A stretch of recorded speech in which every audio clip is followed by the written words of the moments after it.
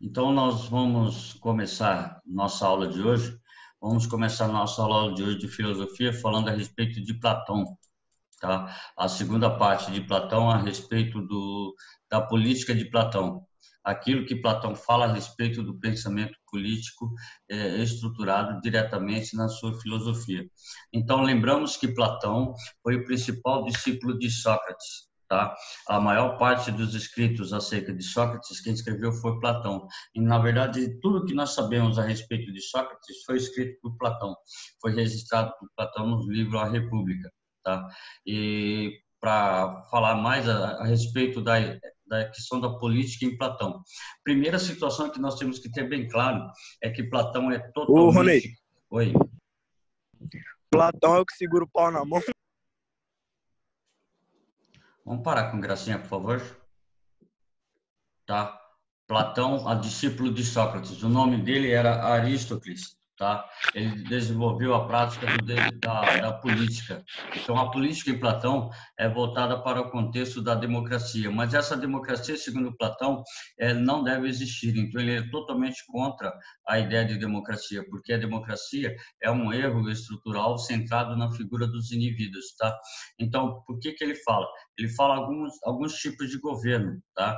A monarquia, que seria a melhor forma de governo, ou a aristocracia, tá? Que ele institui que para poder estabelecer o governo tem que haver uma pessoa que é capaz de conhecer a política, uma pessoa que desenvolve a questão da ética e da política, tá? Uma pessoa que possa Aceito, desenvolver. Giovanni.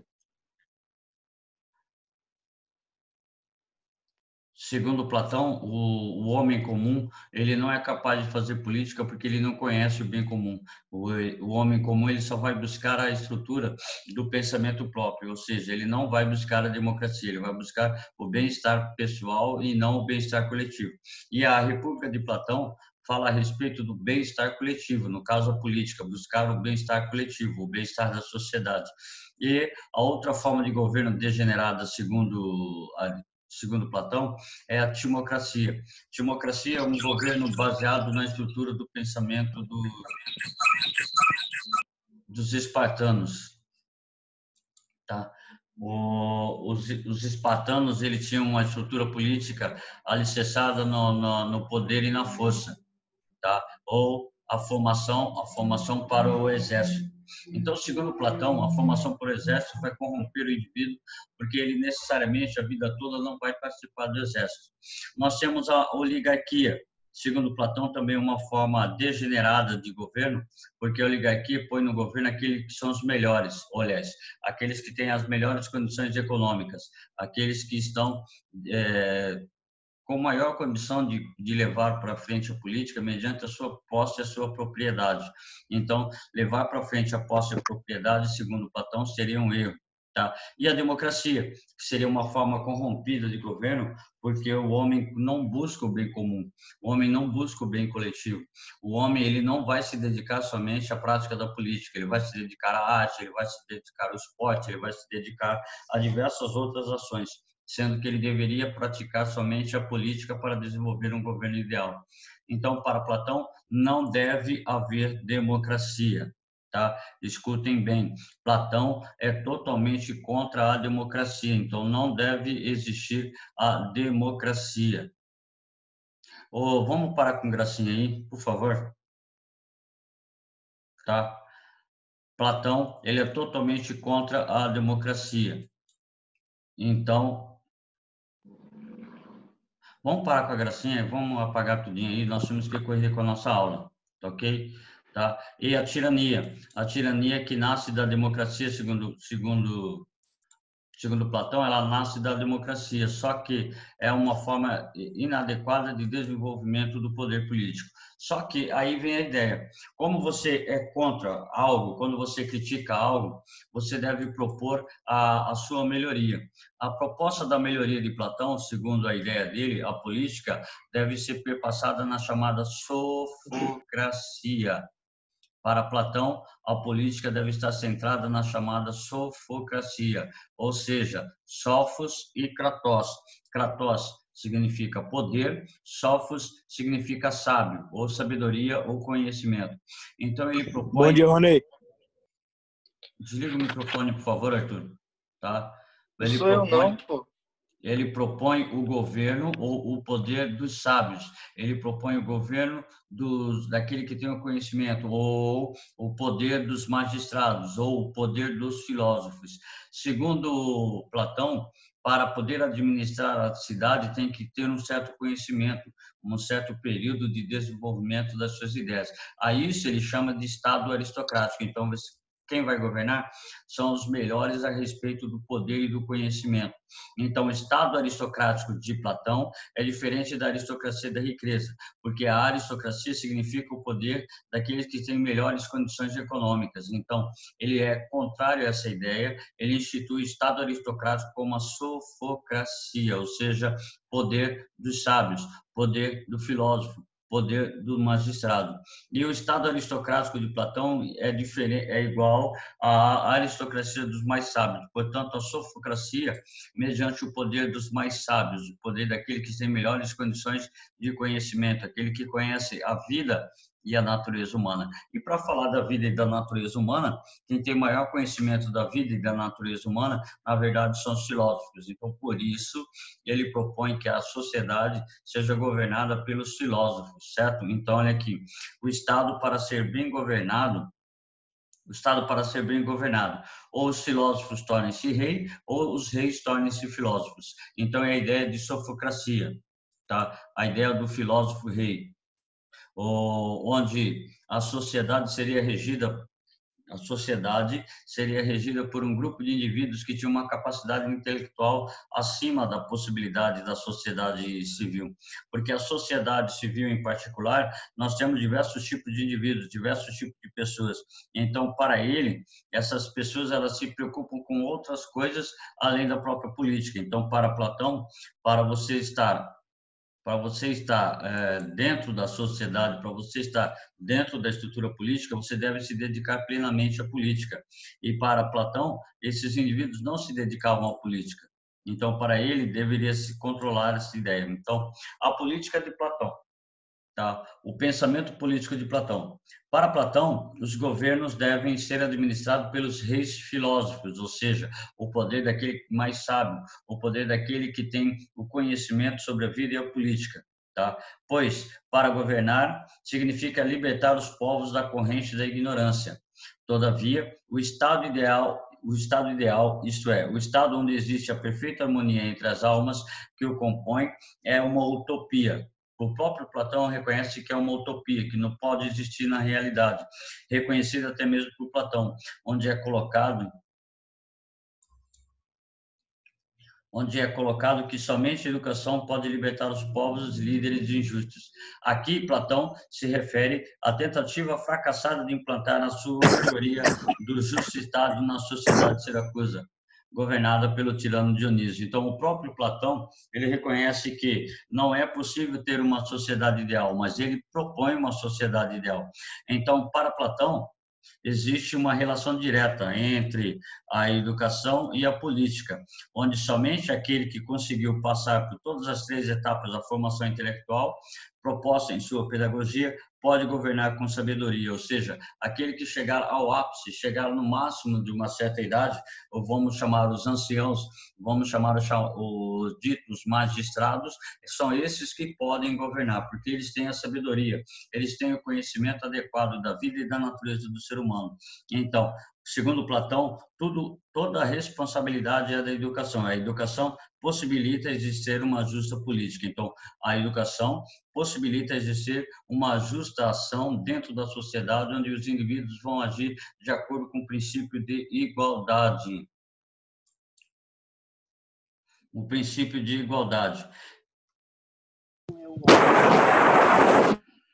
Desliga o microfone, por favor. Por favor, desliga o microfone. Aí, nós falamos assim, no campo da política, para Platão, o homem possui 3 almas. Cada alma representa um período da vida dele, tá? Um período de conhecimento do desenvolvimento desse dele. Quando ele diz que... Gente, para de brincadeira. Apaga isso aí, por favor. Ô, Ronei, não tem como expulsar o maluco da aula? É o Apaga Atos isso que tá aí, fazendo isso, velho. desliga o O cara tá na microfone. sala aqui. Desliga o É o A. microfone. Quem que é? Não Por sou Arthur eu, tá não, foda velho. aqui. Tá difícil, viu? Desliga o microfone, por favor, e apaga esse negócio Ronei, aí. eu Oi. acho que você consegue apagar. Acho que é só o cara que desenhou ou você.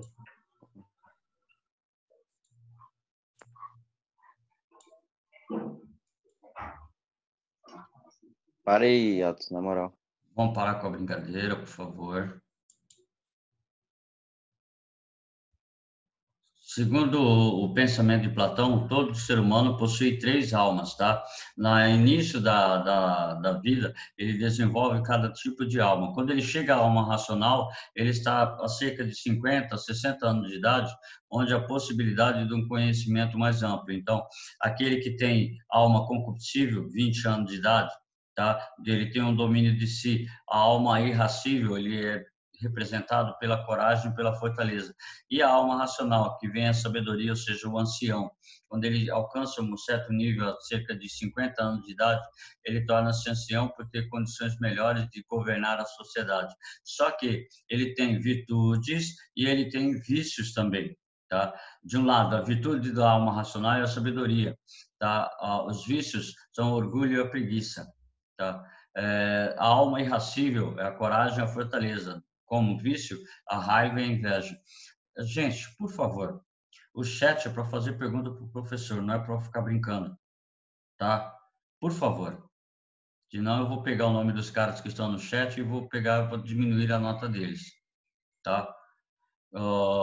Para quem é da alma concupiscível, ele tem domínio de si como a principal virtude e a luxúria, ganância. Traduzindo, para Platão, a ideia é que cada indivíduo desenvolve ou nível de 3 almas, ou 3 características fundamentais. Ou ele tem uma alma de bronze, onde ele é o trabalhador, ele desenvolve a temperança, ou ele tem a alma de prata, ele é guerreiro, ele desenvolve a virtude da coragem, ou ele tem a alma de ouro, ou ele é um magistrado, ele desenvolve a sabedoria, a maior virtude é a sabedoria. Tá? Dentro dessa possibilidade, tá, o cidadão desenvolve o conhecimento da vida e da natureza humana, tá? Os pressupostos do desenvolvimento. Só que não para aí. O estado proposto por Platão, ou estado ideal, você vai encontrar ele chamado assim, Calipólis, tá? Vai encontrar com o nome de Calipólis, ou cidade bela, ou estado ideal para Platão, tá? E dentro disso, ele propõe 3 níveis ou 3 situações para cada sociedade ou para cada indivíduo. O indivíduo que tem, na sua primeira fase, o indivíduo até 20 anos de idade, ele identificaria como uma alma de bronze, que deveria dedicar-se à subsistência da sociedade, ou seja, trabalhar para a manutenção da sociedade. Então, todos aqueles que teriam até 20 anos de idade, eles entrariam diretamente para o processo de organização e desenvolvimento da estrutura da economia da sociedade. Em um segundo momento, tá, aqueles indivíduos que teriam entre 20 e 30, a partir de 30 anos, identifica com a alma de prata, deveriam se dedicar à defesa da sociedade, seria a classe guerreira. Tá? Seria a classe guerreira dentro da sociedade. E o terceiro nível, tá? Aqueles que já tivessem acima de 50 anos, se identificam com a alma de ouro. Tá? E essa alma de ouro se identifica, caberia a eles governar a sociedade, porque deles é o controle da sociedade, deles se perpassa. São eles que organizam a sociedade, são eles que organizam a estrutura de desenvolvimento da sociedade, porque eles têm maior conhecimento sobre a vida e a natureza do homem. Ao mesmo tempo, tá, nós temos assim, tá, traduzindo, de baixo para cima, os instintos representam a alma de bronze, a emoção representa os da alma de prata, e os que tem a razão em instituir, representam aqueles que é da alma racional. Portanto, nós podemos falar alma de bronze, alma de prata e alma de ouro. De cima para baixo, Aqueles que manipulam, ou seja, aqueles que mantêm a razão, são aqueles que devem mandar na sociedade. São eles os governantes da sociedade. Aqueles que agem por emoção, aqueles que apoiam, aqueles que defendem a sociedade, são aqueles chamados guardiães da alma de prata. E aqueles que possuem a alma de bronze, que obedecem, que são chamados trabalhadores, que são chamados da classe trabalhadora, que são chamados da classe popular. E essa classe popular, ela tem uma função fundamental, que é trabalhar e manter a sociedade, para que a sociedade possa viver a estrutura de igualdade. Segundo Platão, o estado ideal se assemelha à alma.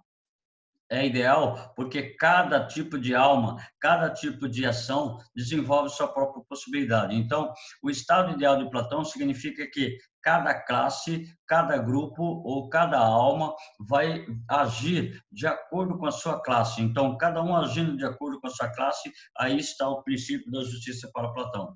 Tá? Então, agir de acordo com a classe a qual eu pertenço é a garantia, a certeza do princípio de justiça. Se eu sou da alma racional, eu vou agir como governante, eu serei um governante, eu serei um político, eu serei um senador, então eu vou agir de acordo com o senador. Se eu tenho a alma de prata, eu sou um guerreiro, eu sou um nobre, eu vou agir como nobre, eu vou agir como guerreiro, eu vou defender a sociedade. Se eu sou da alma de bronze, eu sou um trabalhador, eu sou um artesão, eu sou um comerciante, eu tenho que agir conforme a estrutura do comerciante, eu tenho que agir conforme a estrutura da minha classe econômica. Então, cada um agindo de acordo com a sua classe, cada um agindo de acordo com o seu grupo, refere-se ao princípio da justiça em Platão, certo? Então, a ideia é assim, aos 20 anos, aos 30 anos e aos 50 anos. Aos 20 anos você teria a alma de bronze, aos 30 anos você teria a alma de prata, aos 50 anos você teria a alma de ouro. Tá? Aí esse é o pressuposto da educação pensada por Platão. A cada idade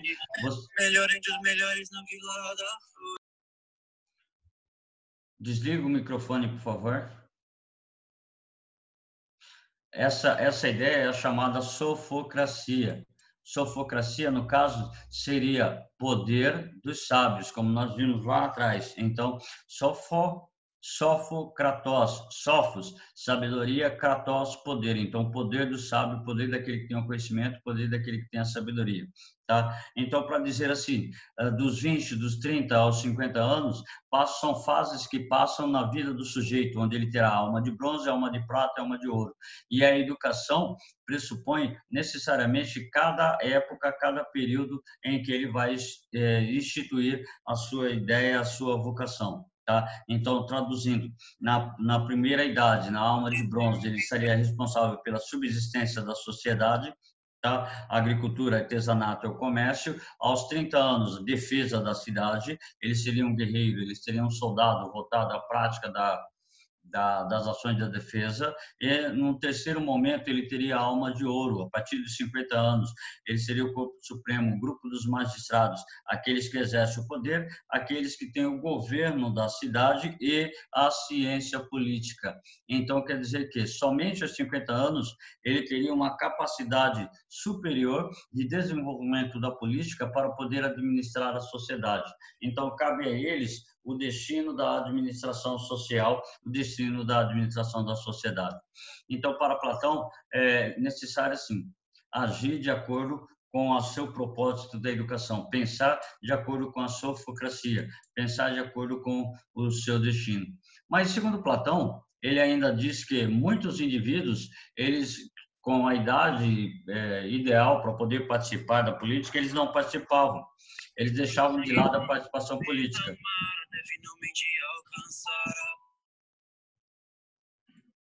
Não estou entendendo nada, desliga o microfone. Tá? Aí a ideia é fundamentada, centrada assim. que existem indivíduos que deixam de participar. Esses indivíduos que deixam de participar é um grande perigo dentro da sociedade, porque podem corromper a própria sociedade e corromper o dado da política. Então, ele diz assim: o preço a pagar pela tua não participação política é de seres governados por quem é inferior. Então, segundo Platão, se você não participa da política, você pode ser governado por uma pessoa considerada inferior até mesmo a você, que não tem a capacidade de estabelecer o governo, uma pessoa que não tem a possibilidade de trabalhar e estabelecer a ação do governo, certo? Aí a política de Platão se resume nisso. A política de Platão se resume nisso, tá? Negação da democracia, então negar a democracia como um princípio fundamental, tá? Vai negar a democracia, ele vai colocar a sofocracia como estrutura do governo ideal, o estado ideal, a estrutura da alma, a alma de bronze, a alma de prata, a alma de ouro, a alma de bronze até os 20 anos de idade, a alma de prata a partir dos 30 anos de idade e a alma de ouro, a alma racional, a alma intelectual, ou a alma racível a respeito do pensamento, que vai a partir dos 50 anos, e esses dos 50 anos seriam responsáveis pela administração da sociedade. Agora, a gente entra numa ideia de Platão chamada o mito da caverna. Vocês vão encontrar exercícios, vocês vão encontrar atividades pelo mundo afora, pela sua carreira de estudante, você vai encontrar falando do mito da caverna de Platão, ou alegoria da caverna. É uma narrativa para representar o pensamento político de Platão. Segundo Platão, alguns homens foram acorrentados desde o seu nascimento no interior de uma caverna. Tá? A caverna é escura, onde eles não conseguem ver o que passa fora da caverna, porque existe um muro atrás deles e impede que eles vejam aquilo que está fora da caverna. Na entrada da caverna existe uma grande fogueira que projeta imagens no interior da caverna.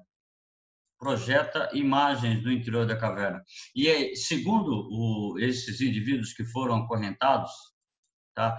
Já que eles não podem, eles não enxergam o que está fora da caverna, eles só enxergam aquilo que está projetado na parede da caverna. Então, para eles, a realidade é o que está dentro da caverna.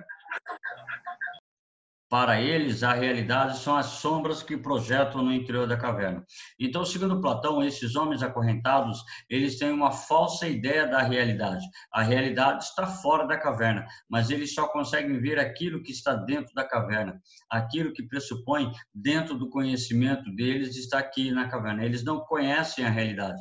Então, o interior da caverna pressupõe um mundo sensível, o mundo das cópias, o mundo das imperfeições, até que um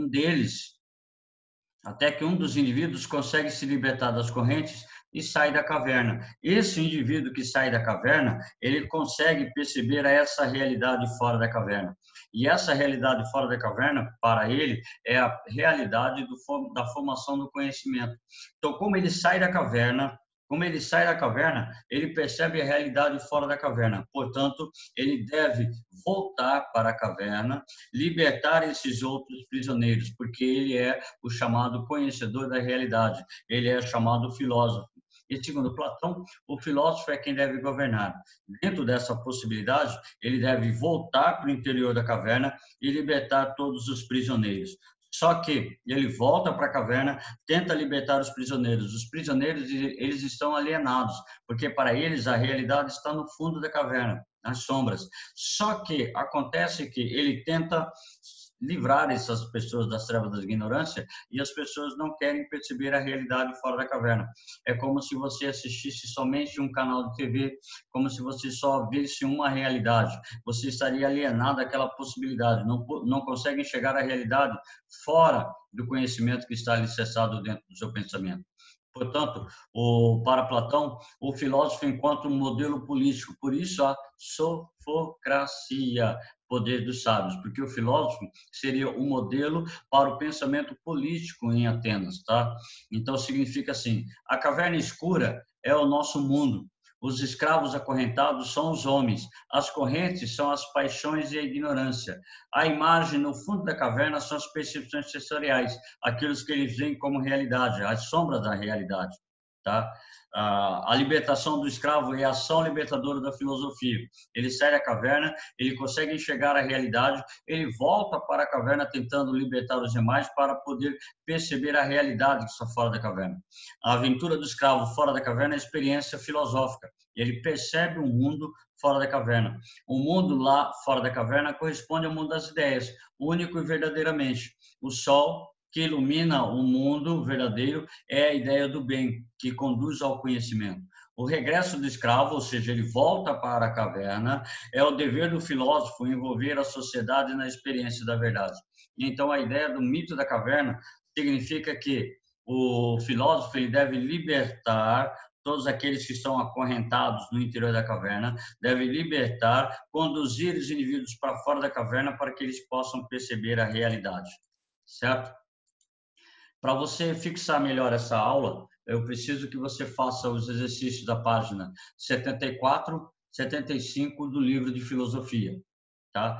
Exercícios da página 74, 75 do livro de filosofia. E para quem chegou atrasado, entrou um pouquinho atrasado, no Google Classroom tem atividades para vocês fazerem. Eu preciso que vocês façam essa atividade do Google Classroom. Está lá na pasta filosofia. Só abrir e fazer. Tá ok? Só abrir e fazer. Então, eu preciso que vocês façam a atividade da página 74, 75, tá? Do livro de filosofia e as atividades do Google Classroom que está disponível lá para vocês.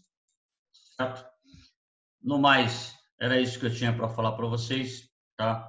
Para vocês um bom almoço, tá? Para vocês um bom almoço, um beijo bem gostoso para que vocês possam estar sempre às mais, tá ok?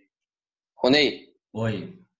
um beijo bem gostoso para você. E para vocês também, tá? Um beijo, tchau, tchau, Ronei. tchau. Até a próxima. Pera.